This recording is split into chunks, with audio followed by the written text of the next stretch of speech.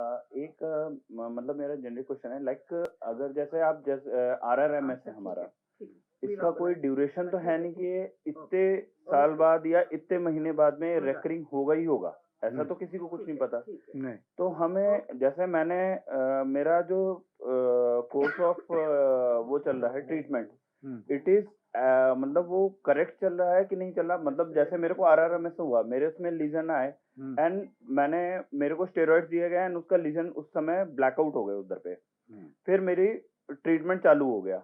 अब वो जैसे एक साल बाद में वो हो सकता है, एक साल बाद में ही डिजीज एक्टिव हो फिर से, और मैं जो ट्रीटमेंट ले रहा हूँ वो काम ही नहीं कर रहा है, बट वो मेरे एमआरआई में तो दिख रहा है कि वो काम कर रहा है ट्रीटमेंट।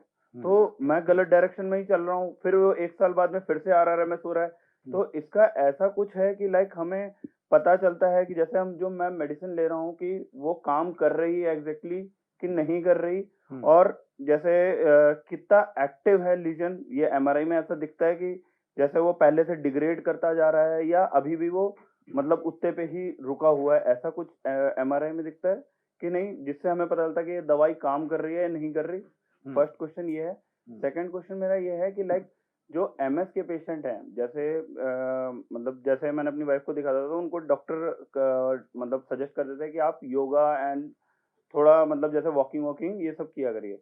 तो इनके लिए जैसे लाइक ये जैसे इजी टाइप का ही वर्कआउट करना ही सुटेबल है, लाइक या जिम या आप कोई गेम्स जैसे आउटडोर गेम्स इसमें इन्वॉल्व होना इनके लिए मतलब नॉर्मल है या मतलब ठीक है या नहीं?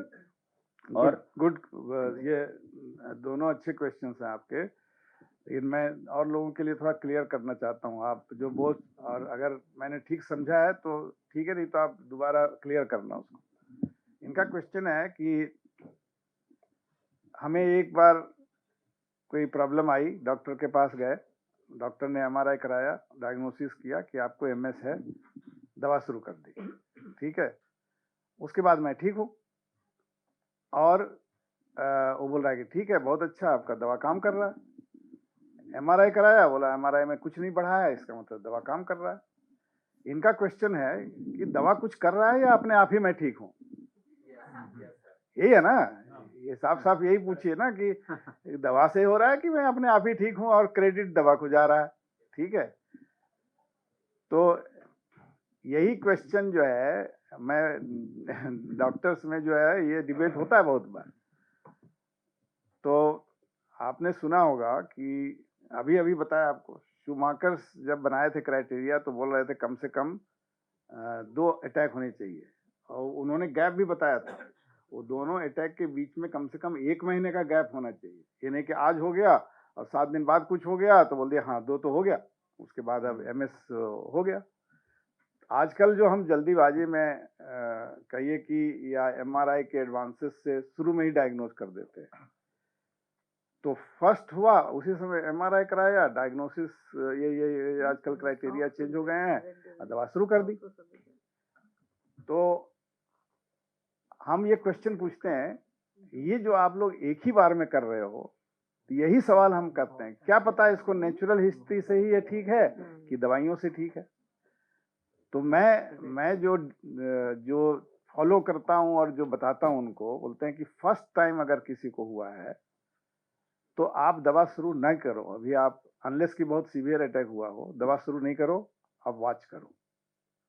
विटामिन डी दो उनको कैल्शियम दो, उनको बोलो कि अपना लाइफ स्टाइल ठीक करें, और अगर कोई वायरल इन्फेक्शन है या कुछ है तो अगर कुछ उस तरह का आपको मिलता है तो उसका ट्रीटमेंट करो, लेकिन एमएस का ट्रीटमेंट शुरू में ना करो। आप उसका नेचुरल हिस्ट्री देखो। अगर नहीं, 1 मिनट सुन लीजिए। अगर उसको 3 महीने में ही अटैक हो जाता है दूसरा, ऑफ कोर्स शुरू कर दो, और उसके बाद अगर 9 महीने तक नहीं हुआ तब आपको मानना पड़ेगा कि हमारा 3 महीने में अटैक का था और 9 महीने तक नहीं हुआ, इसका मतलब दवा काम कर रही है, ठीक है। लेकिन अब वो ट्रेंड चेंज हो चुका है। आप यही कहने जा रहे हैं ना कि डॉक्टर्स तो अब इतने हरी में होते हैं कि डायग्नोसिस, फटाफट डायग्नोसिस हुई, तुरंत दवा लिख दो और उस दूसरे दिन से शुरू कर दो। ये इसलिए लोग कर रहे हैं कि कहते हैं कि एक बार का भी डैमेज क्यों बर्दाश्त करो, अभी से ही रोक दो। तो वो अगर करोगे आप तो इस दुविधा में रहना पड़ेगा कि हमारा अपने आप ठीक है कि दवाई से ठीक है। ठीक है, तो ये दुविधा क्रिएट की हुई है, यही चेंज इन द क्राइटेरिया के चलते वो दुविधा बराबर रहेगी। लेकिन एमआरआई में अगर नए लीजन्स नहीं हो रहे हैं, जैसा आपने बताया कि एमआरआई में नहीं हो रहे हैं, तो आपका पर्पस सर्व्ड है। ठीक है, कि आप यही चाहते हो कि लीजन नहीं हो, आप यही चाहते हो कि क्लिनिकल रिलैप्स नहीं हो, वो नहीं हो रहा, इसलिए आपका ऑब्जेक्टिव मीट हो रहा है। वो दवाई से मीट हो रहा है कि नेचुरल हिस्ट्री से, ये डिसाइड नहीं कर सकते। लेकिन कुछ दवाइयां ऐसी है जिसका ब्लड टेस्ट करने से हम इफेक्ट पता कर सकते हैं। जैसे कि आपको ये रिटुक्सीमैब है, उसमें बी सेल या लिम्फोसाइट काउंट कम होता है, वही उसका सिस्टम है काम करने का। तो वाकई में लिम्फोसाइट कम हो रहा है और हमें रिलैप्स भी नहीं हो रहा है, हमारा एमआरआई भी ठीक है, तो शायद दवा से ही ठीक है। लेकिन आपका जो क्वेश्चन है, उसी क्वेश्चन के चलते मैं बराबर कहता हूं कि फर्स्ट अटैक में शुरू ना करो। आप एक बार तो देखोगे इनकी नेचुरल हिस्ट्री क्या है। अगर 3 महीने में होता है तो मान लो कि इनका 3-3 महीने वाला सिलसिला है, तो कम से कम आप दवा से अगर 9 महीने ठीक रहेगा, 12 महीने ठीक रहेगा, तो सोचेंगे कि दवा ने उसको रोका। और ऐसे फर्स्ट अटैक में शुरू कर दो, कुछ पता ही ना चले कि भाई ये दवा से ठीक है कि अपने आप ही।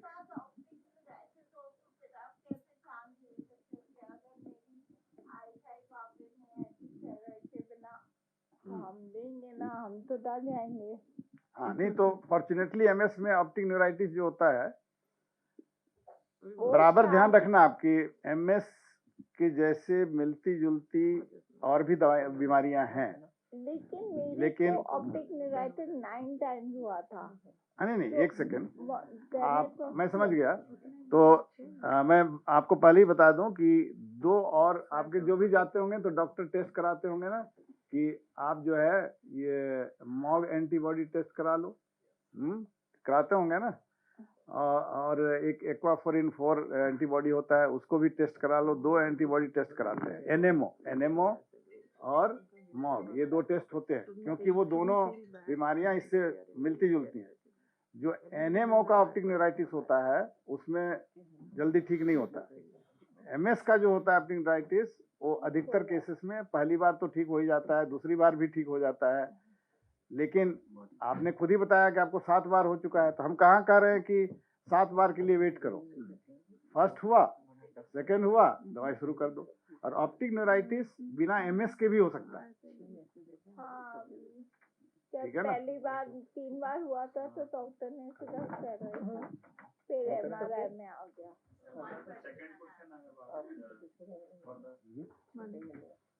हाँ, तो आप जब कहोगे, यस, हाँ,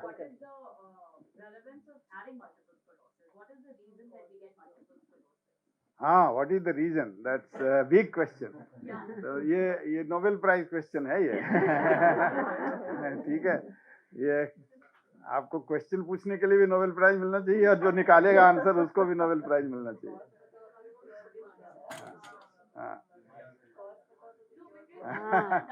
हाँ, नहीं तो ऐसा नहीं है कि मतलब, हाँ, साइंस जो है ये नेचुरली उसके बारे में साइलेंट तो नहीं बैठा है ना। इतने साल से जब हो रहा है तो लोगों ने कोशिश तो की जानने की क्यों हो रहा है। तो सबसे पहले लोगों ने ये जरूर सोचा कि जेनेटिक इश्यू है कि नहीं है। ठीक है, तो उसमें देखा कि एक ब्रदर सिस्टर्स में एक को एमएस है, तो दूसरे को होने का चांस जो है वो भी करीब 1% to 5% है, जो कि जनरल पब्लिक से कई गुना ज्यादा है। और लोगों ने फिर स्टडी की जहां ट्विंस हैं और होमोजाइगस ट्विंस हैं, मतलब सेम जीन लेकर के आए हैं, उसमें 30% रिस्क है। अगर एक ट्विन को होता है तो दूसरे को होने का 30% रिस्क है। तो आप समझ सकते हैं कि ब्रदर सिस्टर जो ट्विन नहीं है वो 1% to 5%, अगर 1% है तो उससे 30 टाइम्स ज्यादा है अगर ट्विन है तो कुछ तो जेनेटिक फैक्टर है। इससे पता चलता है कि मतलब नहीं? उसमें भी कुछ वो फ्रेटर्नल हाँ। और उसमें ट्विन्स में भी कुछ फर्क है कि दे आर आइडेंटिकल और फ्रेटर्नल, हाँ हाँ, उसमें भी फर्क उसमें है। आई भी थिंक फर्क है। Identical has a greater chance than yes yes absolutely. तो मैं ये सिर्फ बताना चाहता था कि इस तरह की स्टडीज से सिर्फ ये पता चला है कि जेनेटिक फैक्टर भी रोल कुछ प्ले करता है। ठीक है, पहला तो क्लियर कट आप बोलेंगे कि जीन आइडेंटिफाई कर लिया है, वो कोशिश की बहुत लोगों ने, लेकिन कोई स्पेसिफिक जीन एमएस जीन कोई है वैसा नहीं मिला। तो लेकिन ये मिला कि 30 डिफरेंट जीन्स जो हैं वो एमएस पेशेंट्स में ज़्यादा कॉमन है as compare to normal people.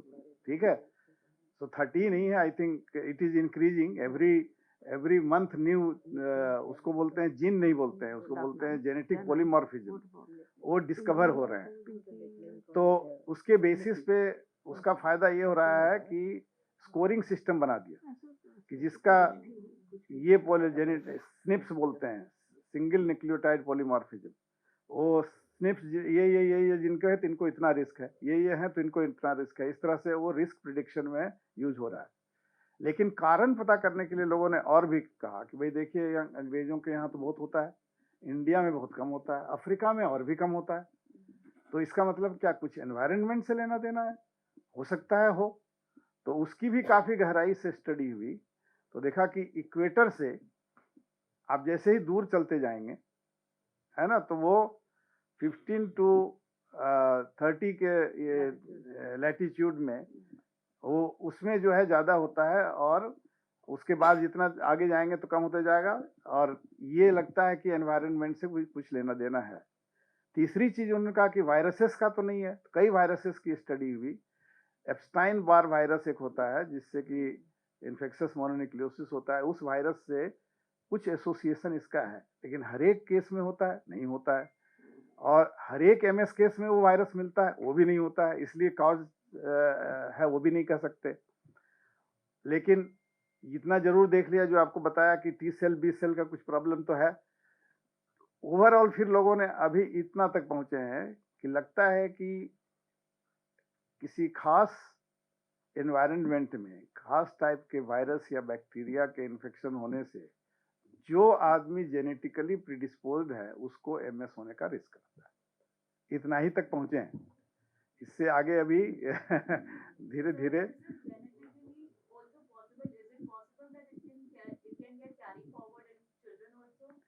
in children hereditary she means.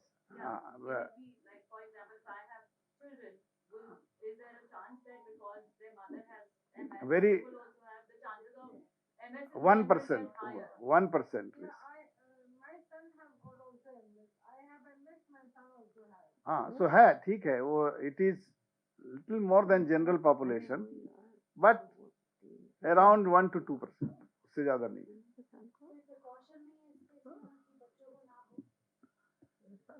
उस तरह का प्रिकॉशन कोई अभी डिस्कवर नहीं हुआ, लेकिन हमने जैसा कहा कि 98-99% में नहीं है, तो उसको यही मान करके चलिए कि रिस्क बहुत मिनिमल है। और आप ये सोच करके देखिए कि ये अगर आप सभी प्लेन में चढ़ते हैं, रिस्क जीरो है क्या? नहीं है ना। तो हर एक आदमी को लाइफ में रिस्क तो लेना पड़ता है। तो जहां आप 98% भी सर्टेनिटी है कि नहीं होगा, उसमें आगे बढ़ना चाहिए। सर जैसे एमएस का मैंने मतलब जब डिटेक्ट हुआ था, मैंने डॉक्टर से पूछा था, ये मेजरली इम्यूनिटी से रिलेटेड है कि इम्यूनिटी आपकी बहुत हाई हो गई है, इसके कारण है, जैसा मेरे को डॉक्टर ने बताया था। माइट भी आप जैसा बता रहे हैं लिम्फोसाइट्स हैं, ये ऑल दो थिंग वही चीज है। बट जैसे अगर मैं ब्लड डोनेट करता हूँ, उस केस में जैसे मेरा इम्यूनिटी डाउन होती है, तो ऐसा भी कुछ होता है अगर जैसे मैं ब्लड डोनेट नहीं करता हूँ बहुत सालों से, अगर ज्यादा नहीं करता हूँ, तो मेरे चांस जैसे इम्यूनिटी बहुत हाई हो जा रही है, इसके कारण भी हो रहा है मेरे को, ऐसा कुछ है? गुड। या मतलब चलो मेरे को एमएस हो भी गया, तो क्या मैं प्लाज्मा डोनेट कर सकता हूँ या अपना ब्लड डोनेट कर सकता हूँ किसी को, कि नहीं कर सकता हूँ? मतलब after MS also transfuse with that also. आपके उसमें दो क्वेश्चंस हैं। एक है कि ब्लड डोनेशन से क्या इम्यूनिटी कम होती है? Answer is no, blood donation से इम्यूनिटी कम नहीं होती है। इसलिए कम नहीं होती है कि आप ब्लड में जो डोनेट कर रहे हैं उसमें कुछ सेल्स जा रहे हैं और प्लाज्मा जा रहा है। तो प्लाज्मा की कमी तो होती नहीं है अनलेस की वॉमिटिंग डायरिया हो जाए, वाटर शॉर्टेज हो जाए, वो अलग बात होती है, लेकिन अदरवाइज वो तो कोई बात नहीं। सेल्स जितने आप देते हैं, red blood cells, white blood cells, lymphocytes, monocytes, सारे गए आपके, वो सारा कंटिन्यूअसली हमारी बॉडी में बनता रहा और आपने जितना डोनेट किया उसको कुछ ही दिनों में बोन मैरो आगे बढ़ करके बना के रिप्लेनिश कर देता है। सो मच सो कि बोला जाता है कि हेल्दी आदमी हर एक महीने 1 यूनिट डोनेट कर सकता है। इसका मतलब अगर आप डोनेट कर रहे हैं तो आपकी फैक्ट्री जो है खून बनाने वाली, वो इतनी तेजी से बनाएगी कि आप 1 महीने में फिर डोनेट करने के लायक हो जाएंगे। इसलिए प्रॉब्लम तो नहीं क्रिएट करेगा डॉक्टर? नहीं, प्रॉब्लम क्रिएट नहीं करता। जैसे मैं ओ पॉजिटिव हूँ, मैं चाहती हूँ मैं ब्लड डोनेट करूँ, अब मुझे डर नहीं लगता इंजेक्शन वगैरह से, हाँ, तो मैं करूँ तो कोई दिक्कत तो नहीं होगी? कोई दिक्कत नहीं है। अब एमएस पेशेंट डोनेट कर सकता है कि नहीं? एमएस पेशेंट भी डोनेट कर सकता है। ओनली थिंग इज कि आप अगर मेडिसिन ले रहे हैं, उसके चलते आपके, अगर ले रहे हैं तो उसके चलते आपके ब्लड में अगर कोई प्रॉब्लम है तो उसको आप नेचुरली नहीं चाहेंगे कि रिसिपिएंट को जाए। इसलिए आप जब डोनेट करने जा रहे हैं तो आप वहाँ बता दीजिए कि मैं ये मेडिसिन ले रहा हूँ। एकदम नॉर्मल है, सब चीज बिल्कुल परफेक्ट है। तो नहीं, आपको डायग्नोज हुआ है एमएस, लेकिन आप कोई मेडिसिन नहीं ले रहे हैं।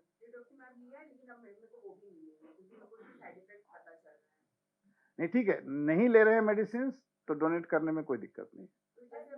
लेकिन आप सिर्फ जो है डॉक्टर जब डोनेट करने के लिए जाते हैं ब्लड बैंक में या जो भी डॉक्टर उसको बता दीजिए। हाँ,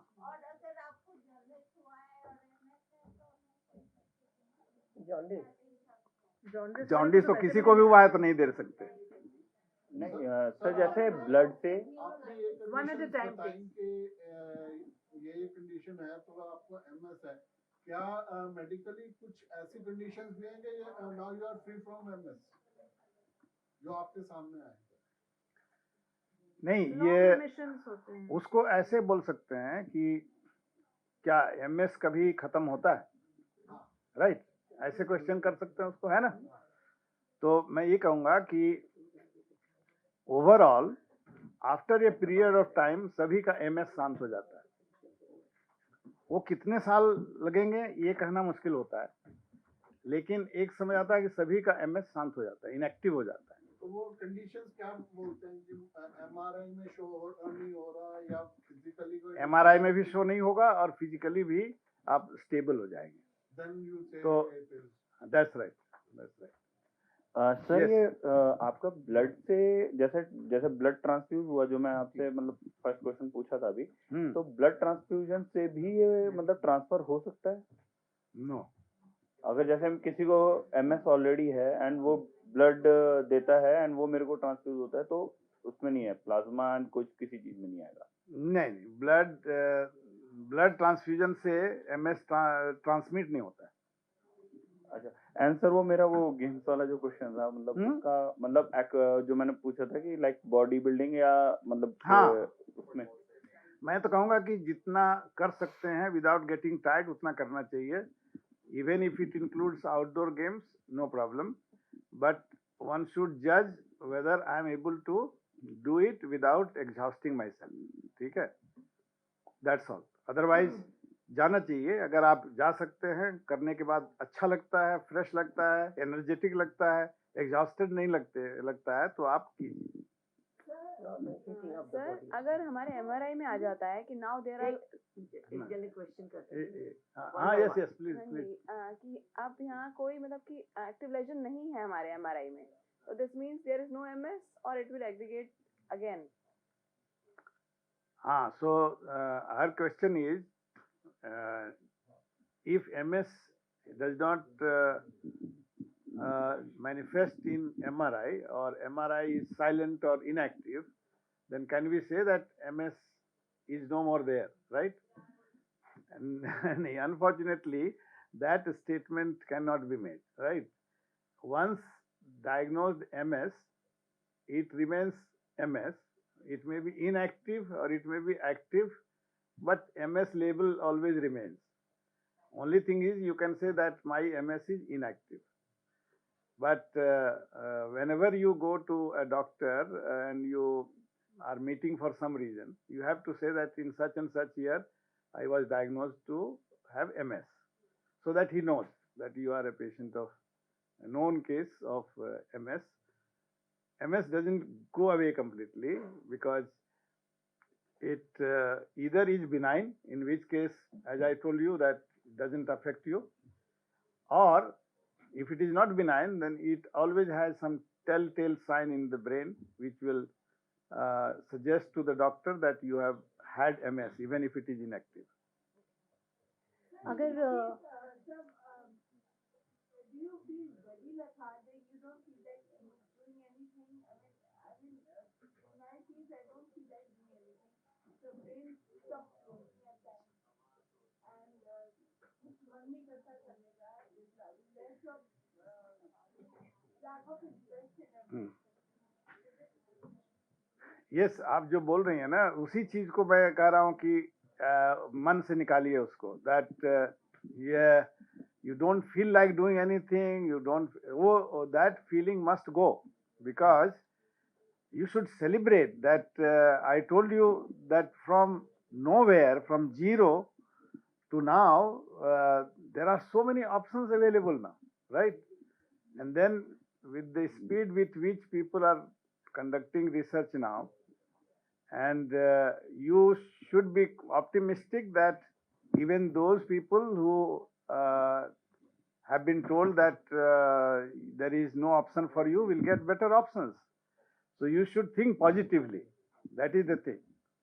And as we said that you should not be defeated by MS, you should defeat MS, right? So think positively. Don't think, so some of your statements indicate that you are thinking negatively or thinking low. Change it and say that no, I am going to defeat MS. So for the past 5 years मेरा कोई मतलब relapse नहीं हुआ है and I'm on टेरिफ्लुनोमाइड. और अभी अगर conception का सोचें तो मतलब मेरे को बोला गया है कि 15 से 20 दिन के लिए दवाई स्टॉप करनी है, उसके बाद आप प्लान कर सकते हैं. तो if for how many, I mean मैं कितने टाइम के लिए वो रोक सकती हूँ जब तक ये कंसेप्शन नहीं, because then that is also chance. No, I think. How long is it safe to not be on my medication? And अगर उस बीच में एक रिलैप्स आता है तो then it goes back to the same story. Right. क्योंकि 5 साल में मैंने कभी दवाई छोड़ी नहीं. अब कोई दिक्कत भी, सिर्फ ब्लैडर इश्यूज है, उसके अलावा कोई प्रॉब्लम नहीं है, तो क्या आप सेफली रोक सकते हैं कुछ साल के लिए?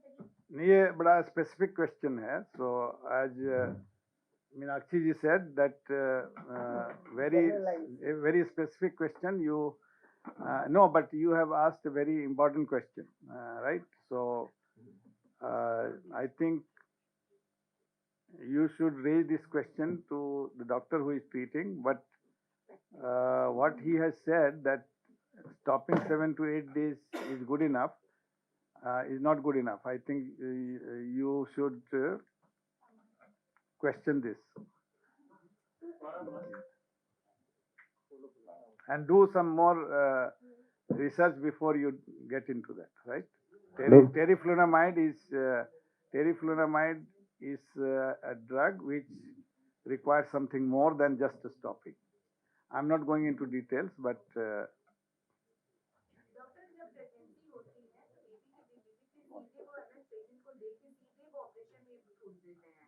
मेरे को अब डर नहीं लगता. अब क्या तब भी नहीं लग रहा था, लेकिन डॉक्टर ने सीटी के सीधे बोला सर सीधा कर लो, जबकि मेरी डॉक्टर अवेलेबल भी नहीं थी, किसी और डॉक्टर ने मेरा ऑपरेशन किया. अच्छा. अब अगर सेकंड बेबी मेरे को करना, वैसे अभी तो नहीं करना, तो मैं चाहती हूँ मेरी normal delivery, everything normal. So her question is that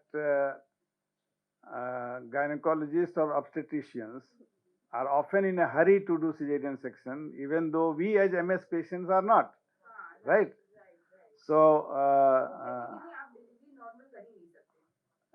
that is completely wrong. Yeah, completely wrong. Yes, completely wrong. But don't be don't feel as if this is happening with only MS patients, right? It is happening with normal people also, right? I don't want to say that, but I'm just saying that this phenomena of having unnecessary cesarean section is very widespread, happening all over the world, and is a problem which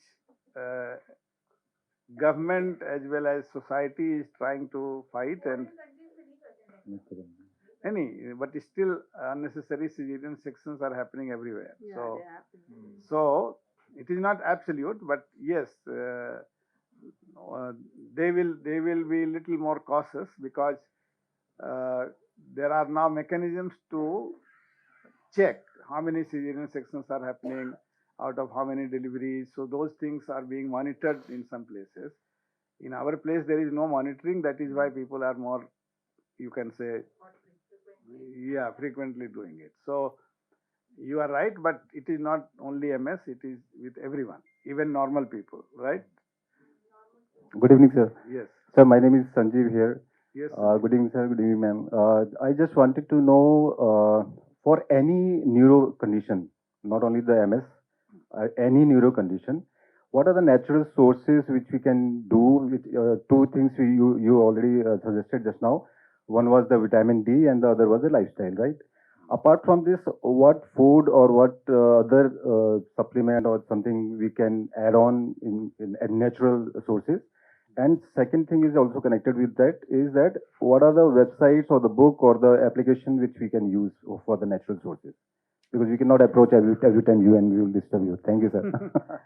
Well, natural sources, if you talk about food items, for example, then I would say that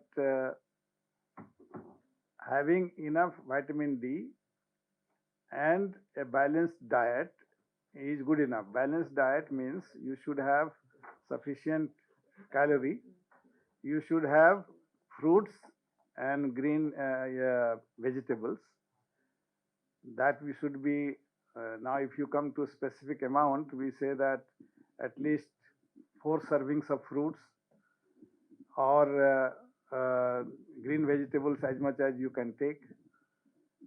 There should be less salt. I'm just talking about general philosophy. It is not related to MS. So that's why I said that healthy food, balanced food, and enough of vitamin D. As far as MS is concerned, this is all which is required.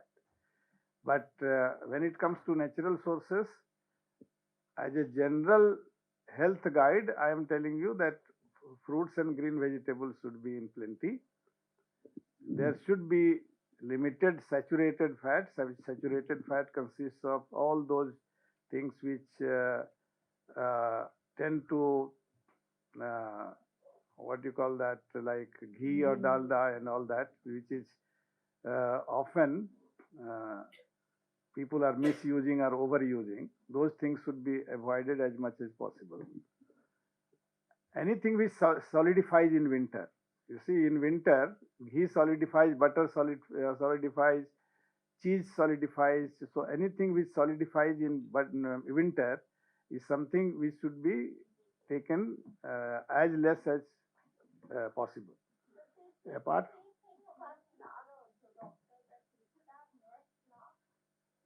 less flour. That is maida. Yes, that is again for you see, the problem in our diet is we consume lot of carbohydrate, and not only you, I do as well, because that is our staple diet, you see. So try to now you know that multi-grain flour and so many things are come, millets, all these things have come basically to reduce over dependence on carbohydrates. Take more protein, take even fats, but fat, I meant saturated fat should be avoided. Unsaturated, polyunsaturated fat need not be avoided. And then you can mix up everything in a way so that it becomes a balanced food. You ICMR has a website you talked about, na? Indian Council of Medical Research and National Institute of Nutrition. They have website in which they tell you.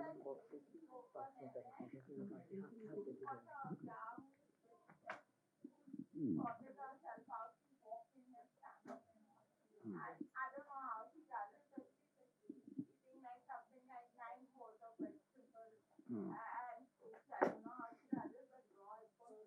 And she's given diet and all in that book, so I think that she's working and all. Yes, yes, and so don't be food what we call food fads. Don't be food fads because you have MS, right? Just keep in mind that balanced diet, as it is good for everyone else, it is good for MS people also. Sir, If you are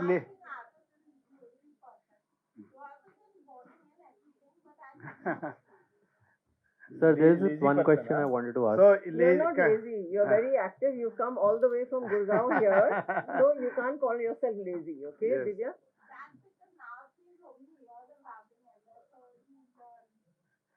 No, I don't agree with your thesis that being lazy is a risk factor for MS, but if it helps people, I'm also going to spread that so that people are not lazy. Sir, this is one question I wanted to know. As you were discussing for the blood donation, if people actually who can donate and afterwards, the blood again comes back to the same level, whatever, the restoration happens on its own. So that means that body, obviously, being the nature's creation, is always like, self-healing, self-generating, self-repairing Yes, organism, right? So accordingly, that same law should also apply to remyelination, if I am not wrong. And in that case, what can be the possible, activities or brain works or physical activities that should assist in more remyelination? Because I feel, for the older cases, the remyelination probably does not happen because of the creation of the scars on the lesions that happen. Yes. Some lesions are recovered, but some don't. They always lie there. Because in my case also, doctor is not able to discover in the MRI where exactly is the lesion. There is no location. The MRI shows the spinal cord normal, but I have walking impairment and gallbladder issues. But the remyelination should, Yes. support this to be able to overcome all those. Absolutely. So, when a relapse occurs, when there is attack, जिसको attack बोलते हैं ना, when attack occurs, then one particular area of the brain, which is containing mostly, you can say, fibers. Fibers are like connecting wires. So wherever those fibers are, that is where there is inflammation. Inflammation means something like fire. And lot of cells gather there and start attacking the myelin. And then as in the process, there is some swelling or some extra visceration of fluid and then extra cells. All of this damages the nerve fibers, particularly the myelin. But when you take steroids try to resolve that inflammation. They are anti-inflammatory. So the cells are, you can say, getting back to their normal places. Some cells are there to acting as scavengers, so they will pick up all the rubbish and clean the whole area. So much so that remyelination can take place and people recover fully, which means remyelination has taken place. So initially nature does try, and इनको optic neuritis हुआ, vision was not there, now vision comes back totally to normal. That is because area has been cleaned up and myelin has been restored. So there is remyelination. Remyelination as a natural phenomena does happen in every patient who gets an attack. And the problem which we suffer from is this remyelination sometimes is incomplete. And it is so incomplete that it leaves those connecting wires or fibers you can say exposed to traffic of currents, and then they stop functioning, and after some time they start degenerating. So MS has two kinds of processes: demyelination and degeneration. Initially it is only demyelination, demyelination, demyelination. Later on some degeneration starts happening, except in progressive MS, where from the very beginning there is degeneration associated with demyelination. Demyelination doesn't manifest itself, but degeneration keeps on showing steady progression. So the stem cell shouldn't help in the remyelination also. Nature does try to help, but the only thing is that nature fails to accomplish 100% successfully. Only one more question, please. Myelin कुछ हद तक auto heal होती है, वही का recovery का कारण है, वही हम रिकवर कर जाते हैं अगर ऑप्टिक न्यूराइटिस होता है या कोई प्लाक बनता है, फिर रिकवर कर जाते हैं. So that is remyelination taking place, लेकिन वो आफ्टर ए व्हाइल इनकम्प्लीट रह जाता है, तो थोड़ा थोड़ा डेफिसिट एक्यूमुलेट होने लगता है. अब क्वेश्चन है कि 100% सक्सेसफुल क्यों नहीं होता. Obviously there is a fight between the culprits and our own system trying to protect ourselves, right? So कभी वो जीत जाता है, कभी हम जीत जाते हैं. जब वही ज्यादा जीत जाता है तो हम हार जाते हैं.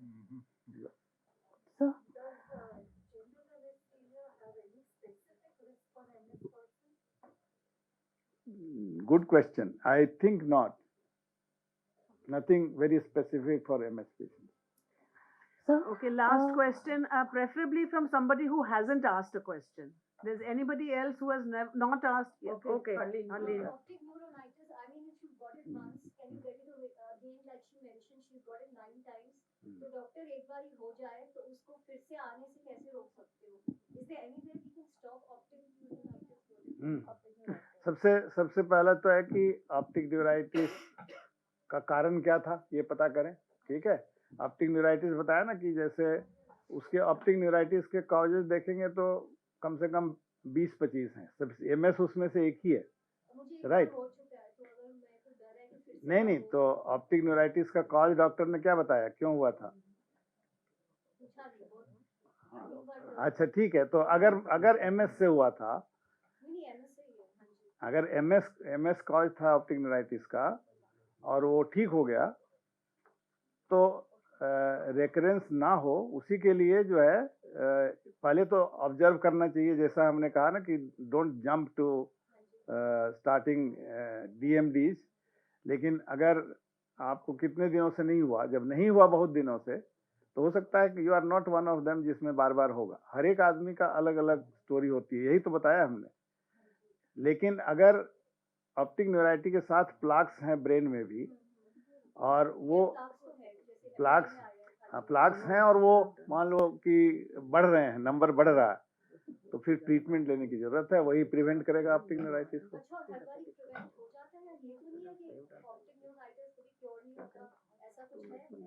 ऑप्टिक न्यूराइटिस जो इसमें होता है ना, ये एनएमओ या मॉग में जो होता है, उसकी रिकवरी बहुत कम होती है. लेकिन जो MS में होता है उसकी रिकवरी ऑफन हो जाती है और कंप्लीट हो जाती है.